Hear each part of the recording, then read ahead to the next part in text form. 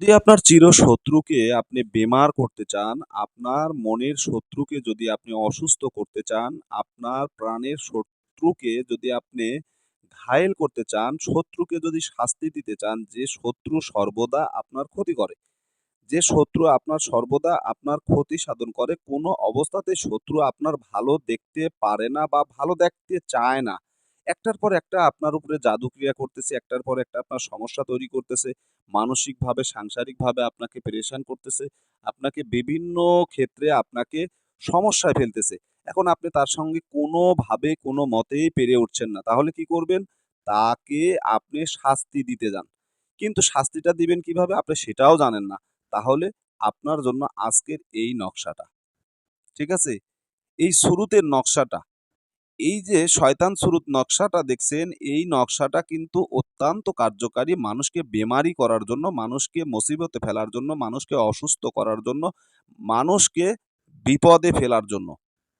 দেশ ও প্রবাস থেকে কালো জাদু তন্ত্রমন্ত্র এসকে চ্যানেলটি এই মুহূর্তে যারা দেখছেন সকলকে জানাই আন্তরিক প্রীতি ও শুভেচ্ছা, আন্তরিক ভালোবাসা। ভিডিওর শুরুতে জাতিগতভাবে প্রত্যেকটা মমিন মুসলমান ভাই বোনদেরকে জানাই সালাম, আসসালামু আলাইকুম। হিন্দু দাদা দিদির প্রতি আদাব, অন্যান্য সকল ধর্মের প্রতি আন্তরিক শুভেচ্ছা, আন্তরিক অভিনন্দন। প্রিয় দেশবাসী, আজকে যে বিষয়টা নিয়ে কথা বলবো এটা হচ্ছে মানুষকে অসুস্থ করা একটি বান, বেমারি করা একটি বান, মানুষকে পঙ্গু করা একটি বান, মানুষকে অসুস্থ করে ঘরে মানে পেরে রাখা, অর্থাৎ ঘরে শুয়ে রাখা, ঘরে বসে রাখার জন্য এই বানবিদ্যা অত্যন্ত কার্যকারী একটা ভয়ঙ্কর একটা নকশা নিয়ে আপনাদের সঙ্গে আমি কথা বলছি। আমি তান্ত্রিক গুরু এস.এম. সুলতান মাহমুদ। তো আজকে যে বিষয়টা নিয়ে কথা বলছি এটা হচ্ছে মানুষকে অসুস্থ করার জন্য এই বানটা অত্যন্ত কার্যকারী। এটা হচ্ছে অসুস্থ বান এবং বেমারি বান বলা হয়। তো এটা কিন্তু কালো জাদুর একটা অংশ। এটা দ্বারা আপনি মানুষকে খুব সহজেই ঘায়েল করতে পারবেন, ক্ষতি করে দিতে পারবেন, মানুষের অবস্থা খারাপ করে দিতে পারবেন। এখন এই কাজটা যদি আপনারা সাধারণভাবে যদি যে কোনো ব্যক্তির উপরে করেন, অর্থাৎ যে ব্যক্তির উপরে আপনি করলেন সে ব্যক্তিটা নির্দোষ ছিল, কিন্তু আপনি তার ক্ষতি করে দিলেন। এটা কি ঠিক হলো? এটা কি বৈধ হলো? না, এটা বৈধ না বা এটা ভালো কাজ না। আপনি কার উপরে কাজটা করবেন? যে ব্যক্তি আপনাকে মানে সাময়িকভাবে বা শারীরিকভাবে, মানসিকভাবে আপনাকে টর্চিং করতেছে, আপনাকে অন্যায়ভাবে অত্যাচার করতেছে, আপনার জমি দখল করেছে, টাকা দখল করেছে, সম্পদ দখল করেছে, ব্যবসা দখল করেছে, বাণিজ্য দখল করেছে। আপনার সঙ্গে একটা না একটা ফিতনা সে তৈরি করে রাখছে। গতকালকে আমাকে একজন ফোন দিছিল, বলতেছে আমার কিছু টাকা বা আমার কিছু সম্পদ একজনের কাছে জব্দ আছে, আমাকে একটু উদ্ধার করে দিন। আমি বললাম কি সম্পদ? বলতেছে আমার কিছু স্ট্যাম্প আছে, বাড়ি জায়গা জমার মানে জমি জমার দলিল পাতি আছে। সে আমার প্রতিবেশী একজন নিছে, সে সুদের ব্যবসা করে। সে সুদের ব্যবসা করে। সে আমার এই দলিলগুলো আমার বাবা সাদা মনের মানুষ ছিল, সরল সিধা একটা মানুষ ছিল। আমার বাবার কাছ থেকে সে নিছে। যেকোনোভাবে হোক তার কাছে হয়তো আমানত রেখেছিল, জামানত রেখেছিল। সেগুলো কি করছে সেটা তার বাবা মারা যাওয়ার পরে সেটা না দিয়ে পরবর্তীতে বলতেছে তোমার কাছে থেকে, তোমার বাবার কাছ থেকে আমি মোটা অঙ্কের টাকা পাই। সে টাকা যদি পরিশোধ না করো তাহলে এই যে তোমাদের যে জমি জমার যে দলিলপত্র আছে বা এগুলো স্ট্যাম্প আছে এগুলো দিয়ে আমি মামলা করব, আইনের আশ্রয়ে যাব। এ বলতেছে টাকা নেয়নি, ও বলতেছে টাকা নিছে। তো লোকটা সুদের ব্যবসা করে। তো যারা সুদখোর তাদের তো আর ধর্মকর্ম নাই, তাদের আর মানে মানবতা মনুষ্যত্ব কোনোটাই নাই। তো যাই হোক, এখন এই অবস্থায় সে আমার কাছে সাহায্য প্রার্থনা করতেছে। তা আমি বললাম যে ঠিক আছে, আপনাকে একটা ব্যবস্থা করে দেওয়া যাবে।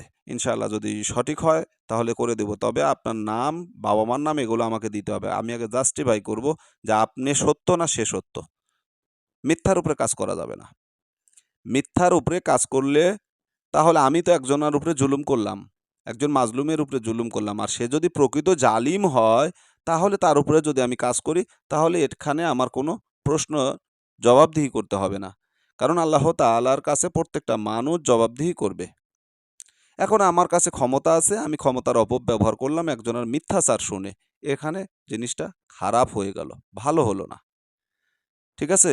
ভালো হলো না। এখন ধরেন আপনি একজন সাধারণ মানুষ, অসহায় মানুষ, আপনাকে একজন জব্দ করে রেখেছে। অথবা আপনার একজন ক্ষতি করার জন্য, আপনাকে ব্ল্যাকমেইল করার জন্য আপনার উপরে বিভিন্ন প্রেশার বা বিভিন্ন চাপ সৃষ্টি করতেছে। এখন আপনি তার সঙ্গে কোনোভাবেই পেরে উঠতে পারতেছেন না। তাহলে আপনি কি করবেন? সেই ক্ষেত্রে আপনি আইনের আশ্রয় নিতে চাচ্ছেন, কিন্তু আইনের ধারায় তার কাছে আপনি ধারের কাছেও পুছতে পারতেছেন না।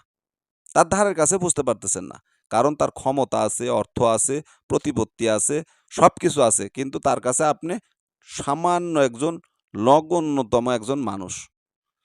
যা ওই যে কথায় আছে তো ওরে তো থুতেই নাই। মানে থুতেই ফুরিয়ে গেছে। বরফের মতো। বরফের মতো। মানে ওই যে বৃষ্টির সময় দেখেন না, বরফ যখন পড়ে, আকাশ থেকে বরফ পড়ে, তো শিলাবৃষ্টি হলে বাচ্চা-কাচ্চা যখন আমরা ছোট থাকতে দেখা গেছে অনেক সময় বরফ নিয়ে এসে কি করছে, সেগুলো নিয়ে এসে গ্লাসের ভিতর, পাতিলের ভিতর মানে রাইখা দিছি। রাইখা দিছি যে মাকে বলছি যে, "এটা রাখো, আমি একটু পরে নিবনি।" কিন্তু পরে এসে দেখছি সেটা আর নাই। অত সুন্দর, সুন্দর বরফ নিয়ে এসে রেখে দিছি, পরবর্তী দেখছি সেটা শুধু পানি হয়ে আছে। পানি হয়ে গেছে।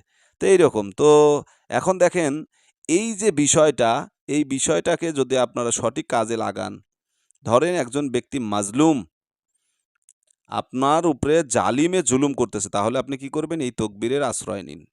এই তকবীরটা আপনি করতে পারেন। এই তকবীরটার ফলে সেই ব্যক্তি আপনার কাছ থেকে সে দূরে সরে যাবে, সে অসুস্থ হবে, বেমারি হবে এবং তার অন্তরে আপনার প্রতি ভয় সৃষ্টি হবে, আতঙ্ক সৃষ্টি হবে। সে আপনার দিকে তাকানো মাত্র সে ভয় পাবে। ঠিক আছে? এখন এই নকশাটার আমলটা কি? আমলটা কিভাবে করবেন? এই আমলটাই হচ্ছে গুরুত্বপূর্ণ। আপনি যদি কাউকে বেমারি করতে চান, বেমারি বানাতে চান, অসুস্থ করতে চান, তাহলে আপনাকে রবিবার রাত্রিতে কোনো চাউলের গুঁড়া দ্বারা, ঠিক আছে? চাউলের গুঁড়া দ্বারা, চাউলের আটা। এই গুঁড়া বলতে আবার চাউলের আটা, আবার ধানের গুঁড়া মনে কইরেন না। ঠিক আছে? যেটা আবার গরু-টরুকে খাওয়ায় সেটা মনে করেন না। চাউলের গুঁড়া অর্থাৎ চাউলের আটা হতে হবে। ঠিক আছে? এই চাউলের আটা এবং গুঁড়া দ্বারা আপনাকে এই নকশাটা অঙ্কন করতে হবে। কার উপরে অঙ্কন করবেন? এটা সাদা কাগজের উপরে অঙ্কন করতে হবে।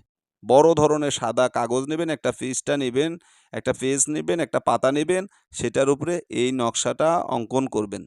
যাকে আপনি বেমারি বানাতে চান তাহার নাম এবং তাহার পিতার নাম লিখবেন এখানে। ঠিক আছে?